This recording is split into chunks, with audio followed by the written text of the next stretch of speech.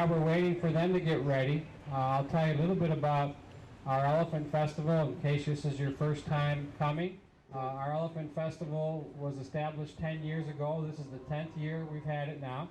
And the main reason why we put this event together was because we were all so saddened by the loss of Mona, the Asian elephant, in 2001.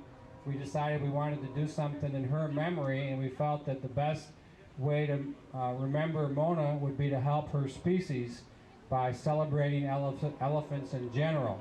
So we have this festival every year to celebrate elephants and to encourage people who come to the zoo to help us protect them. And you can learn about one of the projects that's probably the most important project we have going to help them in the wild at the festival today by going to the tent on the left-hand side of the bridge as you walk across, where we have some pictures of the Flying Squad project in Sumatra. That project is a direct result of the Elephant Festival, where we contacted 10 years ago the World Wildlife Fund and asked them what can we do to help elephants, and they said the elephants in Sumatra were in the greatest need. They were losing the most habitat. So we've been sending money to support the Flying Squad, which is a trained elephant squad that is used to chase the wild elephants away from farms, because that's what's happening all around the world, is elephants are coming into conflict with people because they're losing their habitat. And when they get into agricultural areas, they often get shot or poisoned. So the Flying Squad trained elephants will chase the wild elephants away from the farms, and I have some good news for you. It's working. In some areas, the number of conflicts has decreased by 99%. So we're very proud of our partnership with the World Wildlife Fund in helping to protect the Asian elephants that remain on the island of Sumatra.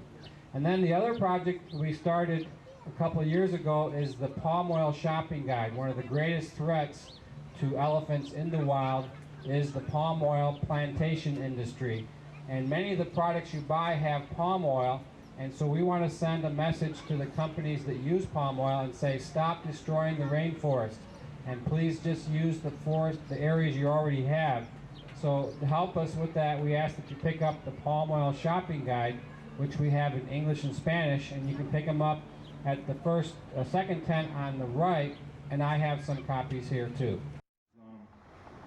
They really love this bubble bath stuff. They like playing with this, and we don't get the bath out in public just for the Elephant Festival. We're doing that today, but they really enjoy that. Rick said earlier that it is animal safe. It's bubble bath. It's kind of like the same stuff that you could purchase at Walmart or any other store that your kids would use in the bathtub at home.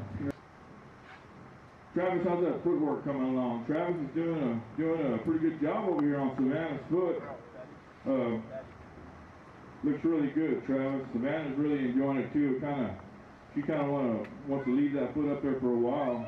Those feet look real nice for this elephant. She's really enjoys that. We do all 4 feet, not just the front. She'll turn around and she'll give us her back feet. Juno jumped up on the rock right away there and picking up her feet for Gabriel again, up on top of that rock. She loves to climb. Elephants love to climb. They climb a lot when they're in the wild to get stuff out of reach. Juno really loves to climb on rocks. Before she came to us, she was kind of into stuff like that when she was with the circus, but she's really, really fun to work with. Juno is. Both of them are, but Juno's really, really nice. Good job, Abel. There you go. Juno says thank you too. I can tell she said thank you. Looky there.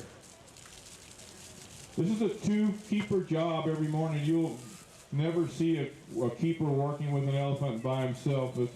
One of them is called a primary and the other one is a secondary. We have to work these elephants 2 at a time. 2 keepers at a time per elephant. A couple of years ago at the Elephant Festival, a young man asked me, just how long are their tails? And I was like, man, I really can't give you an accurate measurement, but I tell you what, before the day was over, when we shifted them inside, I made sure, and Abel backed them up, and I got a measuring tape out, and I measured their tails. Savannah's tail is a little bit over 5 feet long. And Juno's tail is, I think, is right at 5 feet, if I remember correctly. So that was a pretty cool question. Hi, welcome to the Where Did Our Elephants Go table. Here we have a lot of information, conservation information, starting with the early 1900s, back in the day when there was around 100,000 to 200,000 Asian and African elephants flourishing the lands. Around the 1970s, the tusks of the African elephants became very popular. So their numbers diminished because they were being hunted. So it went from 100 to 200,000 to 30 to 40,000 elephants thriving in the land. In 1979, the cost per pound is $125 for the ivory. And in 1989, they put a ban on the sale of ivory. So around that time, there was about 30 to 40,000 elephants whose lives were saved because of this ban. And then in 1990, we have the problem of deforestation really occurring. So elephants are having to be relocated from their natural habitats into areas that are farther away from water sources, which in droughts, they have to travel farther distances.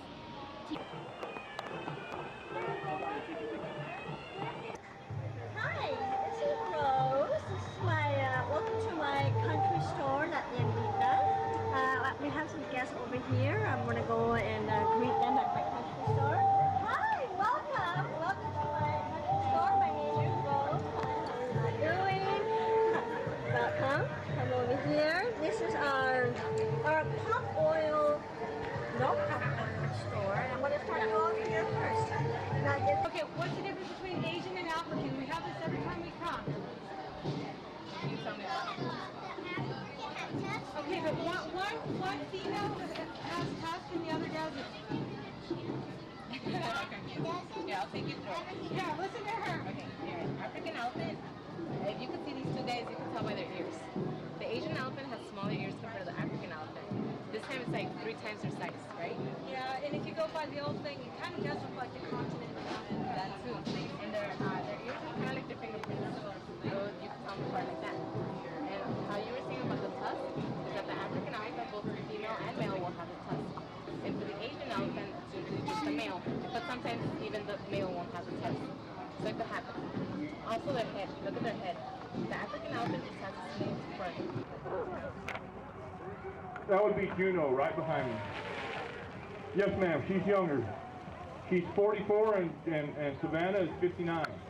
And that's human years right there. That's 365 days out of the year. Yeah, that's pretty cool, isn't it? You see all that?